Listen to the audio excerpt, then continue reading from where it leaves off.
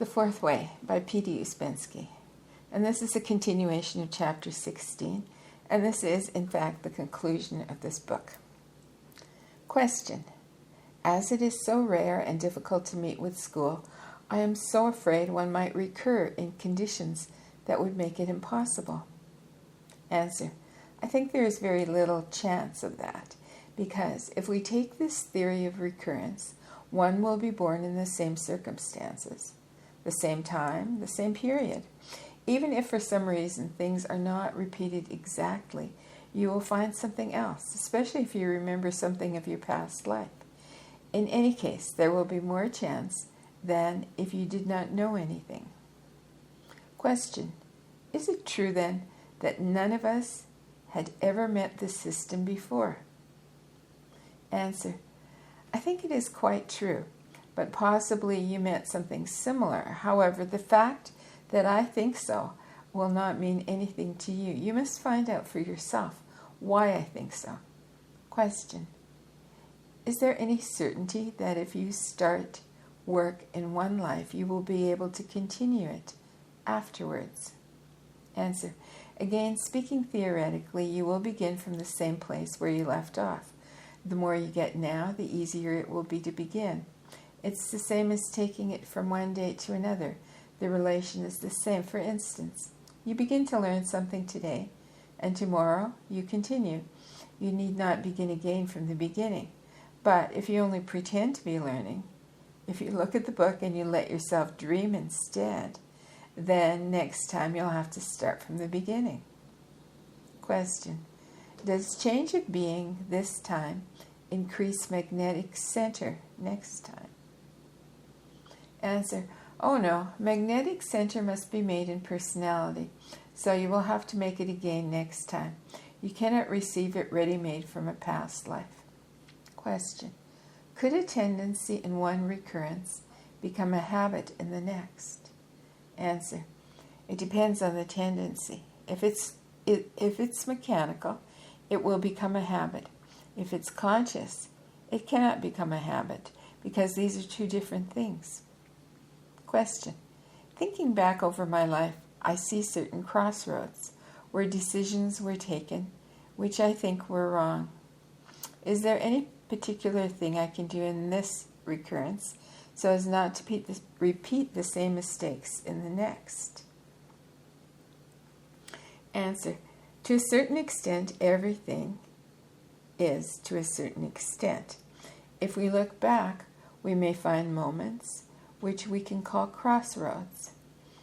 If we do not study these, we may make mistakes and take for crossroad points which were not real crossroads, and so miss real crossroads.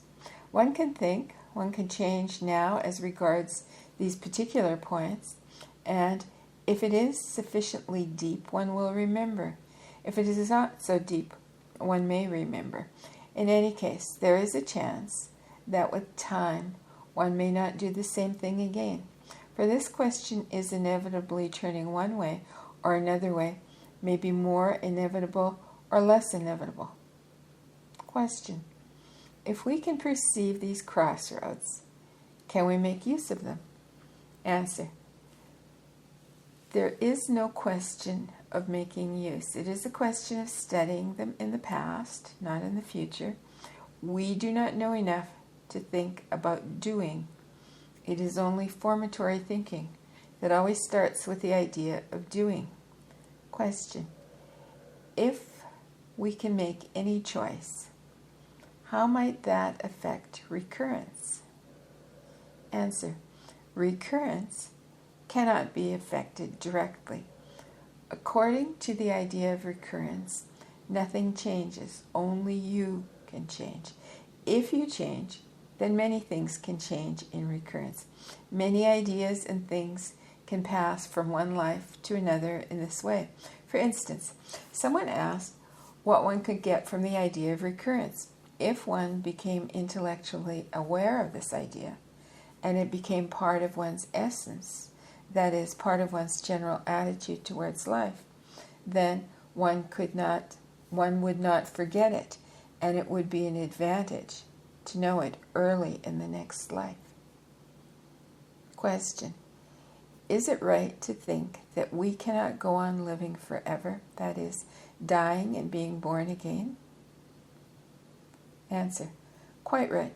People with a quite mechanical life have a longer time, and people who have become conscious have a shorter time. That's the only difference.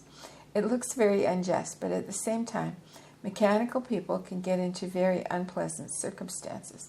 Suppose that through some external accident connected with historical events, such as wars or something like that, somebody dies very young and continues to die young every time. Then only a very exceptional combination of circumstances can introduce a change in this case. Question. In a case when an accident affects one's whole life, does it recur? Answer. Yes, the same kind of accident may repeat itself. You must not forget that we speak only about a theory, but a theory may be better or worse, nearer or further from the possible facts. In mechanical life, even things which happen do not bring any practical change. Things are important only when a man begins to awake. From this moment, things become serious. So, you are asking about mechanical recurrence? No. So, are you asking about mechanical recurrence or about the beginning of awakening? Question. I had in mind the possibility of meeting a school next time. Answer. As I said, schools are more free from recurrence compared with things in life. Many things may be repeated exactly as they are now. Some may change. It is the same when you go about. You see different things. People, trees, buses, cars, houses, lampposts. Some things will stand still and some move. Wars, revolutions, and other things are like lampposts. But conscious things are like the light from passing cars. If you go out, you will always see the same lampposts, but you are not likely to see the same cars. Question. Is it that opportunity never comes twice? Answer. Not the same opportunity. It would be a waste of time. When people meet with certain opportunities, they become responsible for the energy spent on them. If they do not use it, it does not recur. Lampposts stay fixed. Cars do not stay. They are not made for standing still, but for moving. It's useful to think that the same opportunities may not recur next time. We expect things to be the same, but they may be different. It may depend on other people. Other people may begin earlier. For example, I began these lectures in England in 1921, but next time I may begin in 1900. You will be prepared only for 1921, but in 1921 there may no longer be an opportunity for you. This should not be taken literally. It's just an example for thinking about. Question. Is it very difficult to think about preparing for meeting the system earlier? Answer. You can prepare nothing. Only remember yourself. Then you will remember next time. The whole difficulty lies in negative emotions. We enjoy them so much that we have no interest in anything else. Question. Is the starting point in the work the same for everybody, or do we have different starting points? Answer. Very, very different. People begin on different levels. We do not know our history in the sense of past lives. Some people have already done some work, although it is impossible to say in what form.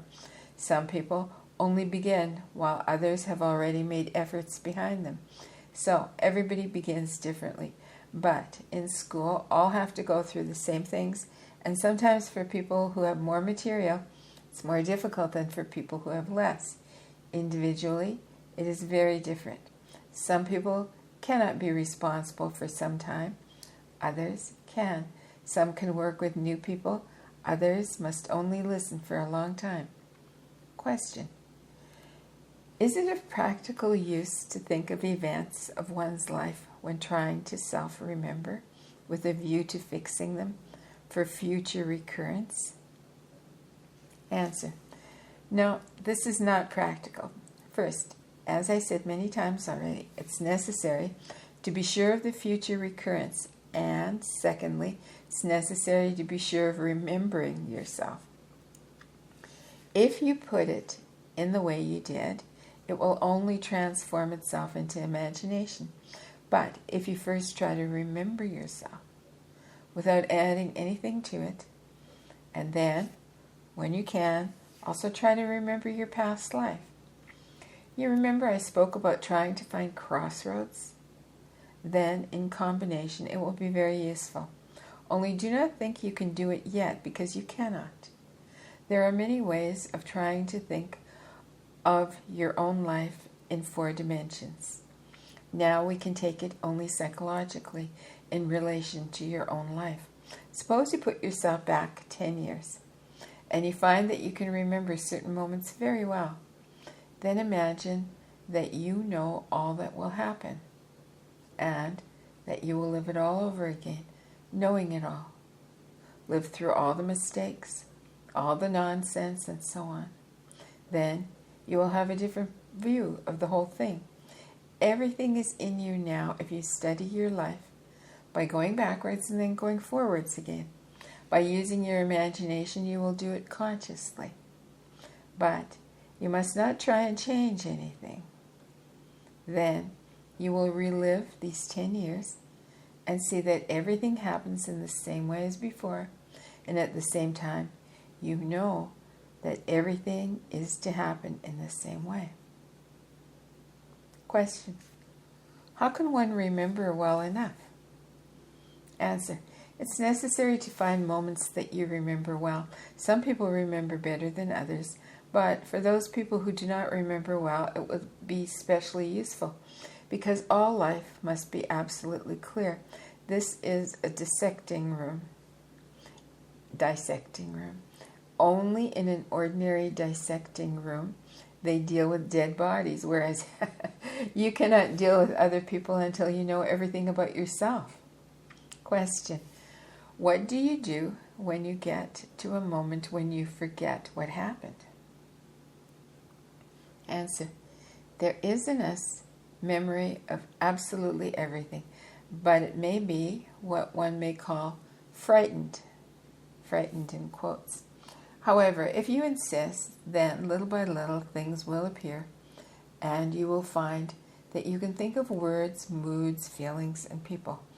This shows that psychology cannot be studied apart from yourself. In study of all your life, you have a whole museum before you. Question: you said a few minutes ago that one went on from where one left off in another life. Does it mean that if you become man number 4 in this life, you will be born number 4 in the next? Answer: that I do not know. I think it's better to say that it will be easier to become number 4. You see, with a big change of being like that, of passing from one degree to another degree, one falls under new laws.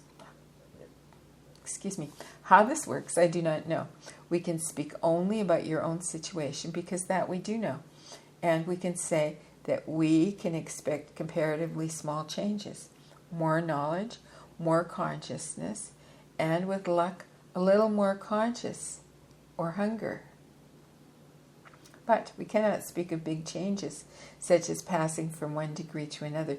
Still, even a slight change is a change, and it is better to think about small changes, which we can measure.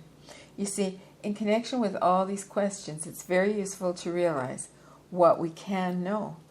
These questions are asked as though we could know the answers, but just 5 minutes of thinking would show that we cannot. Because if we could, probably we would have had the answers long ago. In order to study these questions practically, it's necessary to have a better instrument. If we could use this instrument with a bigger range, perhaps we would have more concrete answers, but not with the ordinary brain we have now. Question. I do not understand the connection between change of a state and change of circumstances. Answer. They are different. Circumstances change by themselves. State changes only as a result of work, and many causes by which the state can change do not depend on circumstances. One must understand how things happen. It's useful to think about these things, but it's easy to make mistakes. One mistake is that we think things could be different. This is true only of ourselves. All causes governing big external events were created long ago, and it is not really our subject. We have no time to study those things in detail, but we must study ourselves in detail. Question. If a person ceases to be born in a particular period, what happens to all the other lives with which he is in contact? Answer. This is one of the very difficult problems to understand. As far as we can see in this theory, one cannot start being born at once. Being born is also a process, like everything else. One fades out little by little, and this fading out does not produce any big event. Some people can fade out and others have to remain, such as people connected with historical events and things like that. They are in a most unpleasant position.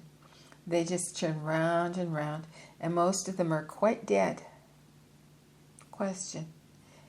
Is it then impossible for great people in historical moments to escape from life? Answer. In most cases, it is too late for them to escape. They are dead already.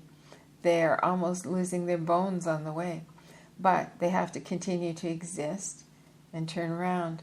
This is one of the mysteries of life, that it is governed by dead people. Question.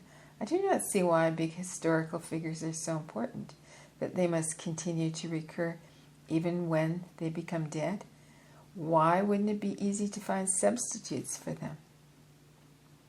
Answer. Easy for whom? Evidently, they fit into some conditions and so continue to go round in the same way even if they die and people take them for living beings. Perhaps it is their chief feature that they are dead, for then they cannot make a mistake. They do exactly the same things over and over again. Question. You speak of dead people recurring, but I thought essence could not die. Answer. It can die relatively in the sense that it cannot develop. Mechanically, it may exist, but it cannot grow. It can only deteriorate with time. Essence can die in many different ways. It can die only for this life, or it may die completely. It can die completely only as a result of a long period of wrong actions, actions against conscience. Killing essence means killing conscience. Or it can die in this life and be born again, safe and sane in the next. For instance, one can fall on one's head. An essence may die in the sense that it will not develop any further, but in the next life it will live again. So, in speaking about death of essence, we must know which case we mean accidental or intentional. In thinking about life, we forget that many people are dead and that sleeping people easily fall under the influence of dead people. Question. Are most people dead? Answer. This question was discussed in our group at St. Petersburg. Some thought that most people were dead, but I always was against this. Everybody is asleep, but even in life you find pleasant people who may not work through laziness, lack of opportunity, or something else, but they are not dead. Question. How can dead people influence sleeping people? Answer. In comparison with sleeping people, They are very strong because they have no conscience and no shame. What makes ordinary people weak? Conscience and shame. Besides, if people are asleep, anything can happen to them. They can be stolen out of their beds. All people in life are asleep, but not all are dead yet. At the same time, if one cannot accept and use bee influence at all, there is nothing to keep one from dying sooner or later.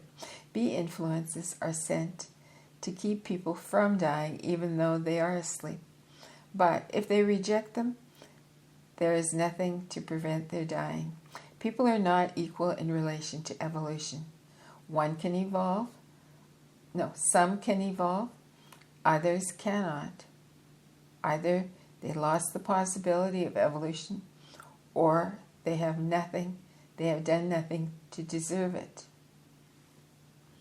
Question: is there any difference between clairvoyance and memory of recurrence? Answer: real clairvoyance, apart from fantastic descriptions, is a function of the higher emotional center, which means a function of man number 5. Everything below that either lies or imagination. Everything below that is either lies or imagination. It's quite possible sometimes to have glimpses of higher centers, but it is not reliable. No one can control it except man number 5, and he must be complete number 5. If a man crystallizes and becomes almost number 5, but without having been number 4, he is not complete, and so he cannot fully use these powers. But if one attains the 3rd state of consciousness, this development of consciousness means the functioning of the higher emotional center, which has a bigger range of vision than our ordinary vision. Question: is it possible to have any understanding of recurrence if one cannot grasp questions of dimensions in different times? Answer: I think it's possible to understand, but we must first agree about terms. As a theory, it has a psychological, a mathematical, and what we may call a physical side. And I think the psychological side can be understood without necessarily understanding the ideas of dimension and space. After all, what is important is not the mathematical side. It is only a theory of life, which is, so to speak, mathematically sound, but we cannot speak about it as a fact. It can be explained in another way. The idea of recurrence can be connected with the life of humanity. Individual time ends, and one becomes connected with the life of a bigger entity, humanity. It means only one thing. If man remains mechanical, he can recur 10,000 times and will not profit by it. The fact of recurrence does not change anything by itself. But if one begins to work, it becomes enormous.